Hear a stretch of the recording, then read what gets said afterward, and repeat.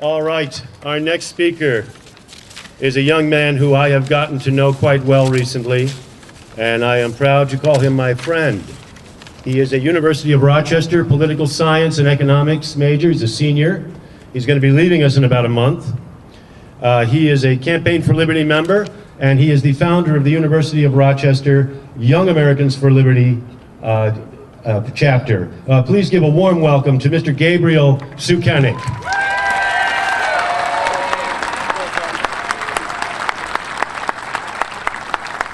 It's a pleasure to see everyone today.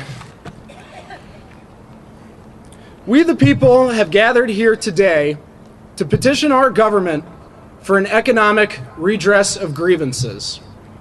We the people have rejected the false paradigm of partisanship. The question is no longer one of Republican or Democrat, but one of constitutional or unconstitutional.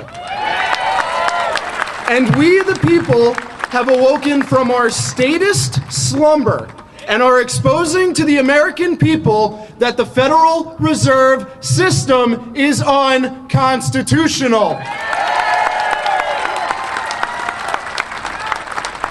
Article 1, Section 10, Clause 1 of the U.S. Constitution says that no state can create paper money or make anything but gold and silver legal tender.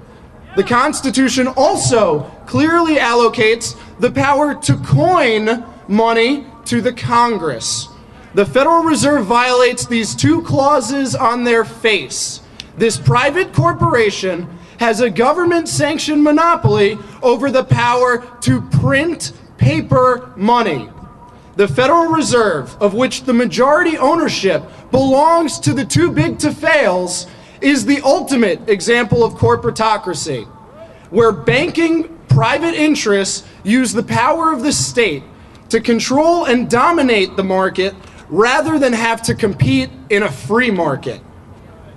The economist John Keynes described the inflation tax, or the central bank's ability to simply print money, as a mechanism for government to confiscate, secretly and unobserved, an important part of the wealth of its citizens.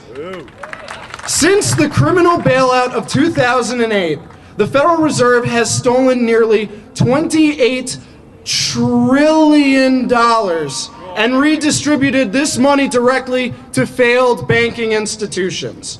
This theft, by an order of magnitude, was the largest in human history.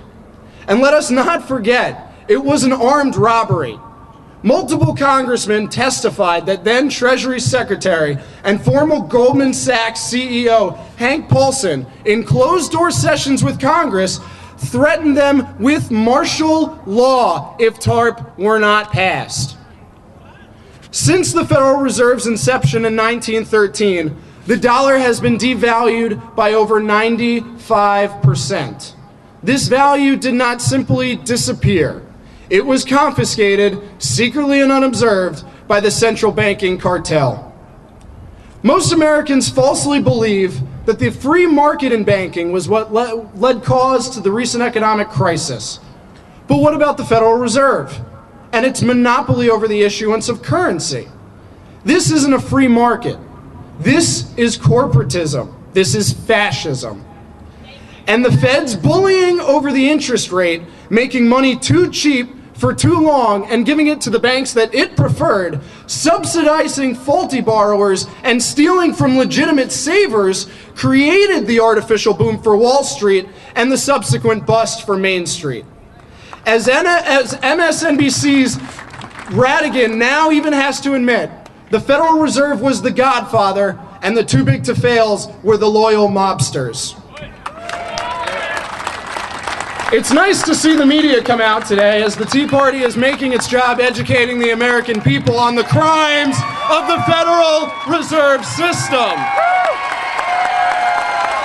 I'd like to share one story which mainstream hasn't quite caught up to yet, but those of us that are outside the left-right paradigm and read something called the internets happen to know about. the CFTC, the Commodity Futures Trading Commission, held a hearing over the last week or so where they analyzed the gold and silver market, or the only competitor that stands to the Federal Reserve note.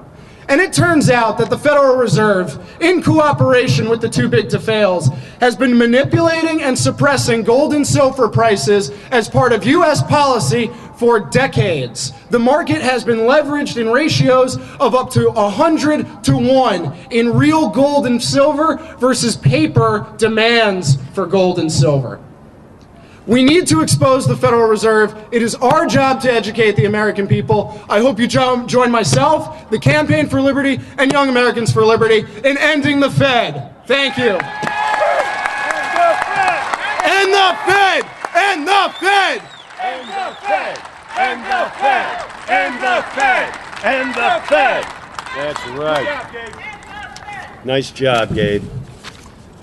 That is one of the foundational principles of the Campaign for Liberty, and Ron Paul has been on this for years, and the man is dead on.